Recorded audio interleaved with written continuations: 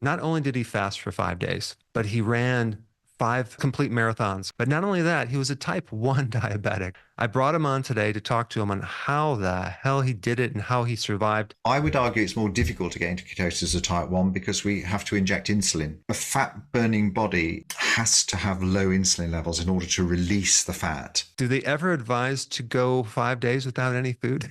I think you know the answer to that. So I have a fascinating interview today. I mean, this is going to be a bizarre interview because here's a person, a Dr. Ian Lake, who did some wild, crazy things that he probably shouldn't even have survived this. But what he did, not only did he fast for 5 days, but he ran 5 almost complete marathons, 100 miles in 5 days. But not only that, he was a type 1 diabetic. So I brought him on today to talk to him on how the hell he did it and how he survived. Welcome, Ian. Thanks for coming on. Hello, thank you. Nice to meet you. Nice meeting you. So, first of all, you're a medical doctor. You're a type 1 diabetic.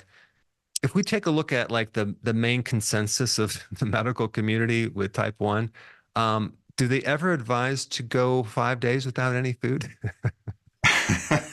I think you know the answer to that. It's very difficult to persuade anyone to ask us to fast and skip one meal. So I was trying to work out a workaround for how we can convince people that one meal skipping would be safe. So this was an extreme version of skipping a meal, really. You know, to prove this point, you went to the extreme, and you did this with how many people? 8 people. 8 people did this. So you basically did a combination of a few things that were very difficult to do on their own. Let's first talk about how many calories you actually burned within 5 days. Was it roughly about, what, 20,000 calories?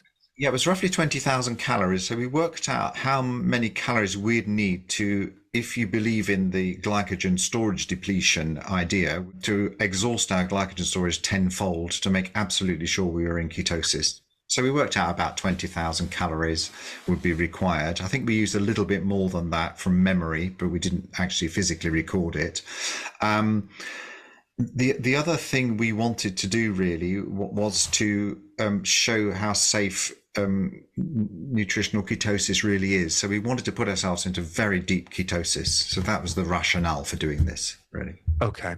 So just to back up on, just for those people that don't know what the word glycogen is, you depleted your glycogen. That's just the stored sugar in your liver, right? So when you exercise, you're going to use that as fuel, and then after that's gone, you're going to tap into your fat reserves, right?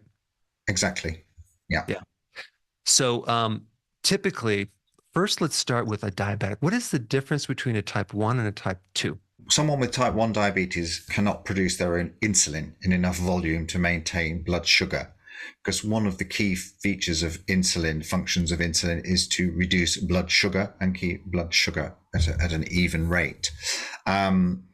And someone with type 2 diabetes has more than enough insulin. In fact, most people with type 2 diabetes have too much insulin, and theirs is due to an overfueling issue such that their body cannot handle the amount of fuel that they're putting into their bodies, mostly carbohydrates. So there's a big difference between the two conditions. Type 1s, we need to inject insulin because we don't produce any. And in type 2s, they need to adopt a lifestyle strategy that naturally reduces the amount of insulin they're producing. So they're not at all comparable conditions. So if insulin lowers blood glucose and a type 2 has high insulin, shouldn't they have low blood glucose? They become insulin resistant. This is the problem.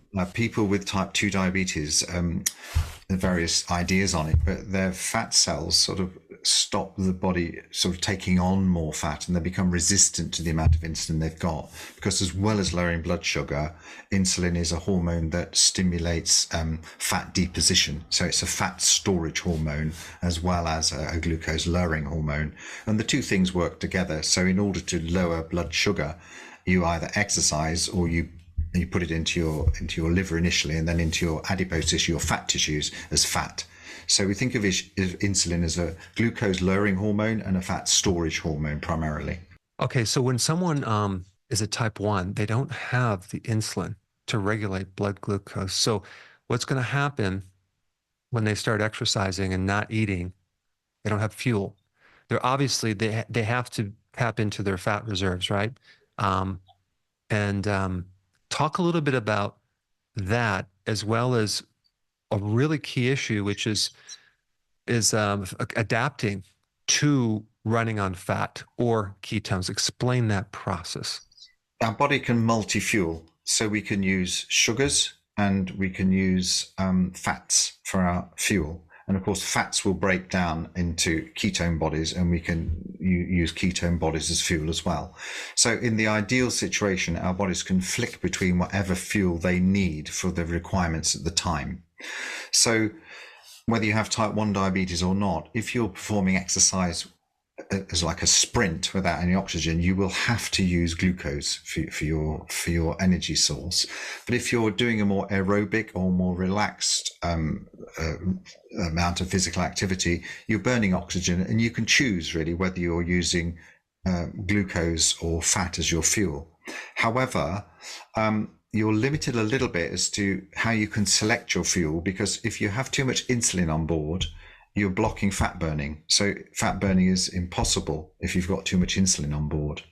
Now, people do burn fat when they are exercising, and there's this fat burning zone, which is otherwise known as zone 2, because there's a hormone called hormone sensitive lipase, which enables fat to be burned, and that is also stimulated by lowering insulin or adrenaline, cortisol, growth hormone, things like that. So stress hormones will release that. But if you have too much insulin, it will override those hormones and block fat burning. So then you become entirely dependent on glucose. So most people with type 1 diabetes will be dependent on glucose because they're not encouraged to burn fat. So we tend to have too much insulin on board. So our bodies are multi-fuel. We can flick between fuels as we need them. And if we're fat adapted, all that means is that your fueling choice for your food will be low carbohydrate.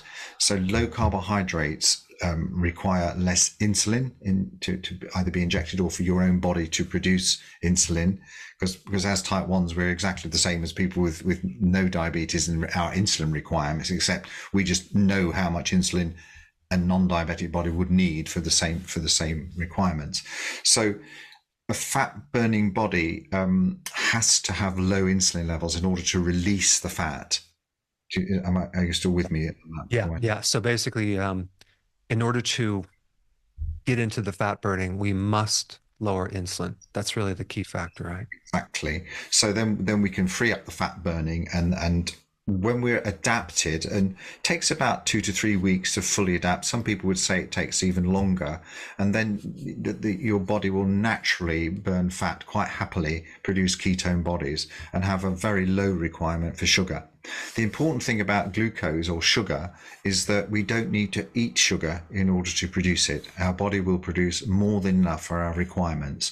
And an obvious example of that is those poor people that get pulled out of disaster zones like earthquake zones, and they haven't eaten for 6 or 7 days, but they haven't expired because they are producing enough energy for their body requirements, some of which will be sugar.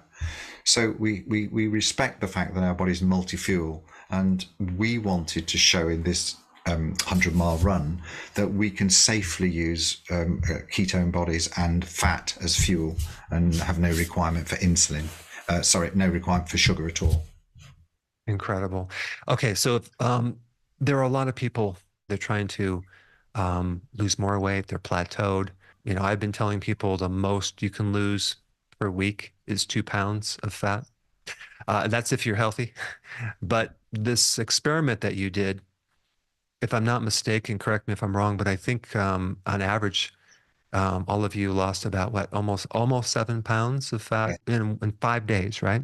Yes. Okay. So to get into this keto adaptation, obviously you're going to have to either lower your carbs, and of course, fasting is lowering your carbs. Yes. And then on top of everything else, you're exercising. So if someone were even to think about doing a fast, do you have to work up to it? I mean, you're not going to just start running and not eating right away. I mean, you're going to have to, you said it takes weeks to get into the keto adaptation or fat adaptation.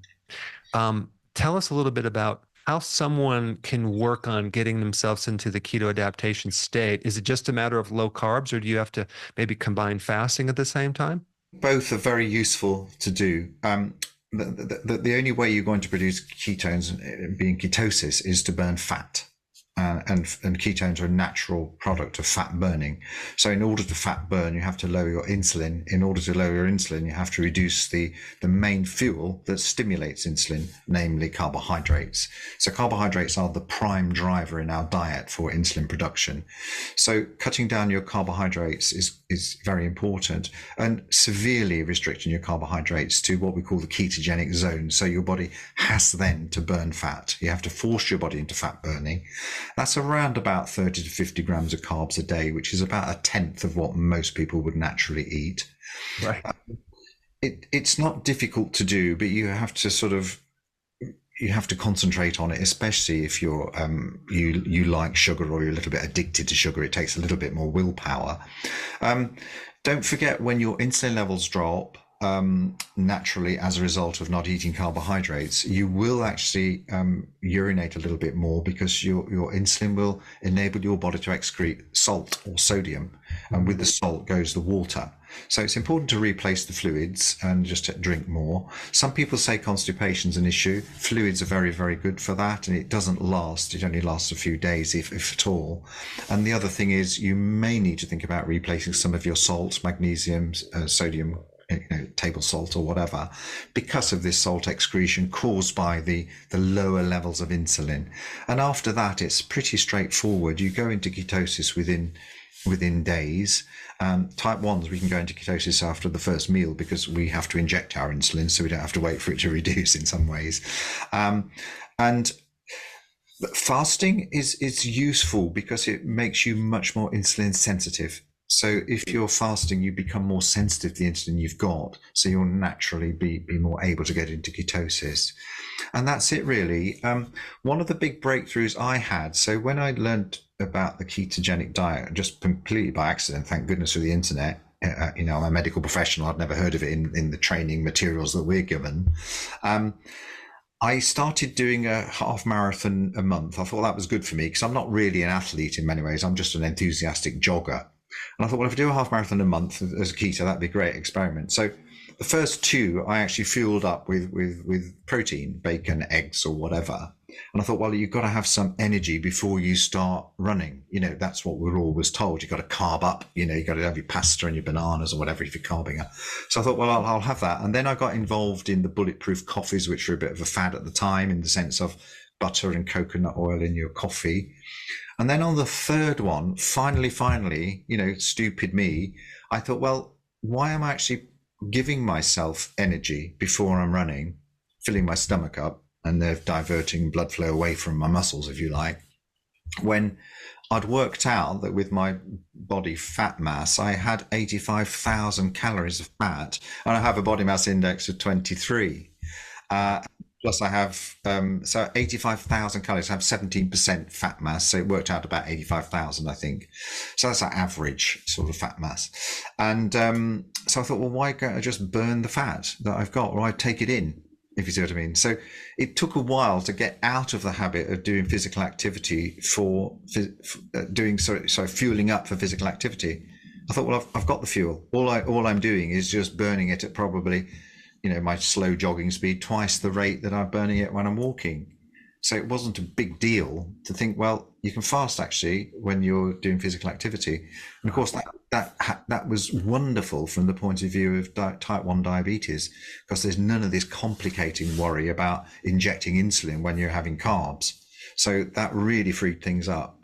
So on top of that, I thought, well, let's just extend the half marathon and try to just sort of nudge the envelope to put beyond doubt this concern that type 1s need insulin, need carbohydrates if they're taking insulin, and put beyond doubt the fact that if you're in nutritional ketosis, it's not a risk for what's called diabetic ketoacidosis, which is a very severe complication of type 1 diabetes. And the two aren't the same thing, but they're often confused by clinicians as nutritional ketosis will lead to diabetic ketoacidosis. Oh, okay. So let's talk about this because this is a complex topic. We'll simplify it. Tell us in simple terms to a fifth grader, what is ketoacidosis? Okay. So if your body is not producing insulin at all, you cannot then put glucose anywhere.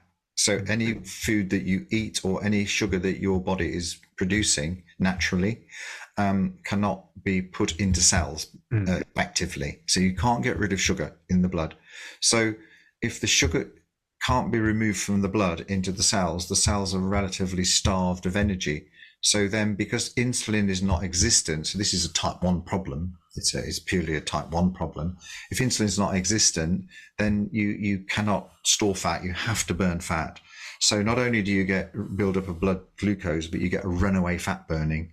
Now, ketones normally feed back on all of this process and stop themselves rising all the time. But if you've got no, and they make the body produce more insulin, but if you've got no insulin, you can't stop that process. So you get a combination of high blood sugar, high ketones, which the body tries to vent by getting you to breathe them out or pee them out.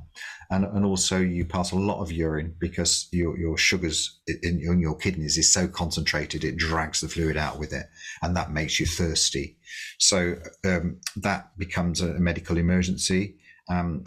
Even people like myself who are in nutritional ketosis are at risk, because sometimes if you get a septicemia or a very severe infection, it means you need a huge amount more insulin. And a lot of us are a little bit resistant to taking that.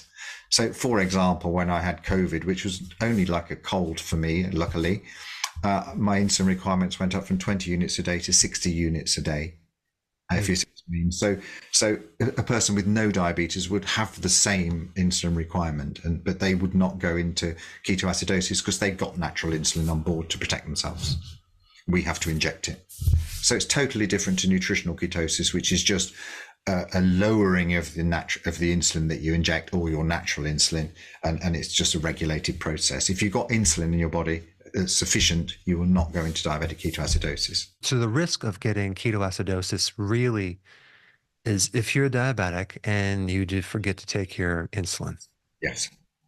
An average person, a healthy person, starts a ketogenic diet, and someone mentions, well, usually you're going to see this in the news. Oh yeah, you might develop ketoacidosis. That's pretty much a myth. Yes, 100%. It doesn't work with the science. Got it. Yeah, I know. I've seen that so many times. Now, as far as this adaptation into just keto adapted or fat adapted, you work with patients. I'm guessing you probably help them with their getting on a ketogenic diet, I'm guessing. Do you find that some people have a harder time fasting for a longer period of time than others, or is that dependent on insulin resistance and it's just a matter of time and doing it over a period of time where they can go longer and longer without eating? Or what's your experience on that? My personal experience of fasting was that it was quite difficult in the early stages. It's difficult getting through the first 24 hours because I think psychologically you're geared to have a hard time. You think you're going to have a hard time. And I think when your body suddenly gets this shock of not eating, it makes you hungry. But I think most of it is psychology. And certainly when I did my first fast, I was lying around in the afternoon. I started my fast in the morning, thinking, oh, poor me, I'm hungry, I must drink and I'm feeling weak. But after day 2 and 3, you get used to that effect and it becomes normal. And from day 2 onwards, with subsequent fasts, there's no hunger at all. And the choice to break the fast was just really, you got to eat at some point, if you see what I mean. So subsequent fasts became much easier to do. Because you were aware of the changes in your body. The trick was to dial down your insulin because you were not requiring as much insulin when you were fasting. So the trick was to get the insulin levels down to a safe level for you to not have hypos when you're exercising. But it was not difficult to do. Okay. And then what about, so then we put this layer on top of the fasting, this exercise. People they have this idea that they have to eat, like you mentioned, they have to eat to get the energy to exercise. But once you're keto adapted after some weeks, you probably can then exercise and fast at the same time. and get your fuel from fat. That's exactly what I do all the time. It's so much easier to manage physical activity when you're fasted. I mean, if you think about it, wild animals, I mean, you never see an eagle flying to hunt if it's not hungry. I mean, we tend as humans to go and get our food when we're hungry, because there's more of a desperation to go and get it. So, and then we will eat our food, satiate ourselves, and then, you know, we're just naturally lazy, aren't we, humans? So we wouldn't actually go out if we've got a cupboard full, or if our tummies are full. So I don't think it's unusual to be exercising when you're fasting. And because you have such a store of fat in your body, you know, it's 85,000 calories compared to, say, 2,000 calories of stored sugar, which is there more for, you know, sudden energy requirements. You don't need to worry about burning, you know, a couple of thousand calories of fat, which will be around 20 miles of walking or running. And you'll put that back on again when you get your food source. So you're not talking of depleting your energy source to any significant amount. So I think that is the key to it. You just have to understand that nothing's going to happen in 2 or 3 days, 5 days of fasting. The reason we didn't go further than 5 days was because we were starting to worry then about, are we going to start breaking down protein? Because at some point you're going to run out of your sugar stores and you're going to start to need to burn another fuel to get the sugar that your body naturally needs to produce. So we wanted to restrict it to 5 days. So we were pretty sure we wouldn't be burning any protein, because at some point you're going to be burning your muscle mass or your protein stores, and we generally think that muscle mass is useful to have more of than less of. So we didn't want to get into the situation where we were criticized for starving ourselves, because this wasn't it was sort of starvation because we weren't eating, but it wasn't what I would call serious starvation, because we were controlling the fat burning and not encouraging protein degradation. We had some breath testing to show that we're in fat burning mode, our respiratory quotient test, and it showed that all of us were in fat burning mode all of the time. So that was quite good.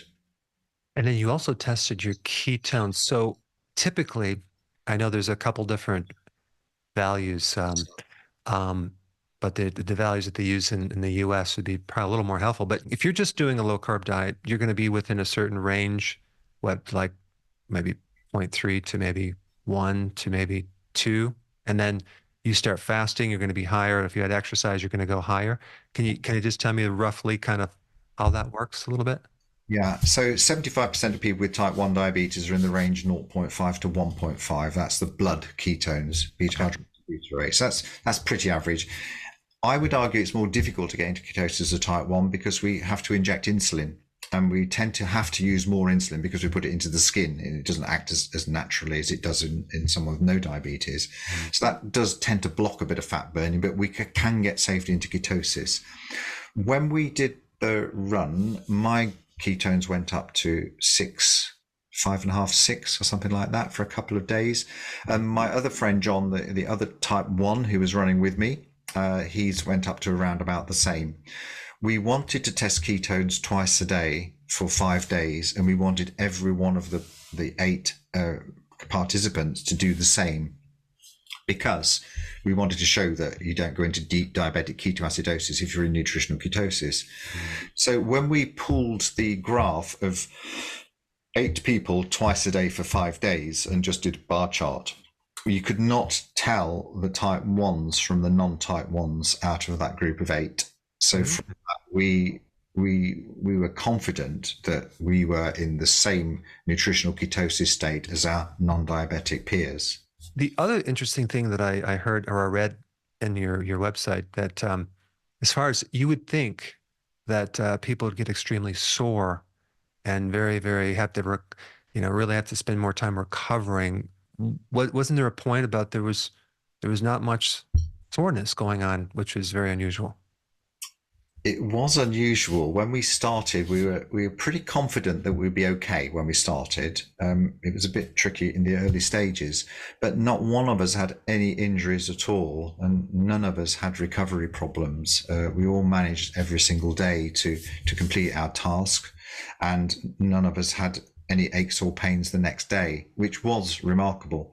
But last year, about this time of year, I did a 150-mile run in a week. It was along the canal network of Britain, so it was flat. And equally, it was keto. I was on a keto diet then. I wasn't fasting. But equally, I had no injuries or no soreness at all. It seems to me that the anti-inflammatory effect of ketones is very powerful in sport. And I've met lots of people. I've interviewed a professional rugby union player in the UK, and he said when he went keto, he had type 1 diabetes. He had his best year as far as injuries went in the year after he started his diet. So there's something about keto which is anti-inflammatory and good for recovery. Fascinating. What's the longest you've ever, like I know, we're talking about 100 miles or 150 miles. What's the most you've ever ran and over a period of days, I guess in a row? Well, that was the longest distance I've ever run is 35 miles. That's the longest I've ever run. That's in one day. One day. That was a run walk rather than the run, more like an ultra marathon type of thing. Mostly I just do 10K, 15K. I'm not a great fan of long distances in that sense. Okay. But, I'm not worried about doing 20 miles a day. It wouldn't worry me. But it takes a lot of time to keep practicing for that. So I'm a bit lazy in that sense. I mean, you're pretty a lean guy, right? Yes.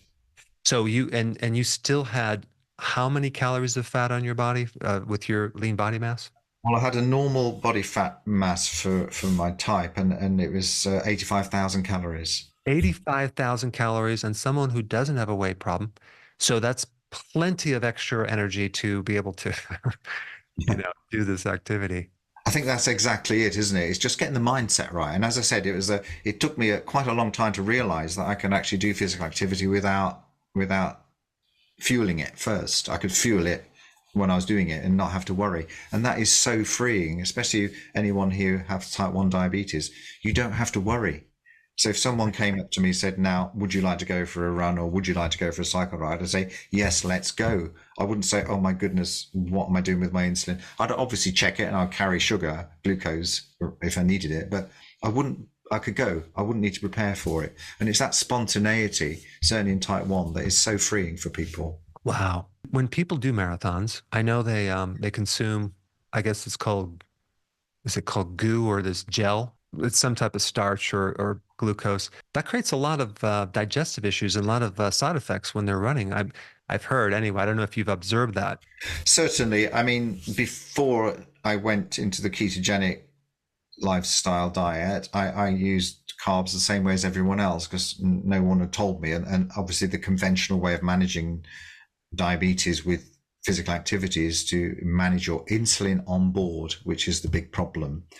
So if you've got too much insulin on board, which most of us have most of the time because of the way we inject it under our skin, not into a natural space, you're vulnerable to hypos. So the protocol for managing type 1 sport is to reduce your insulin even the night before and add carbohydrates to your fueling regime. 60 grams of carbohydrates per hour is recommended.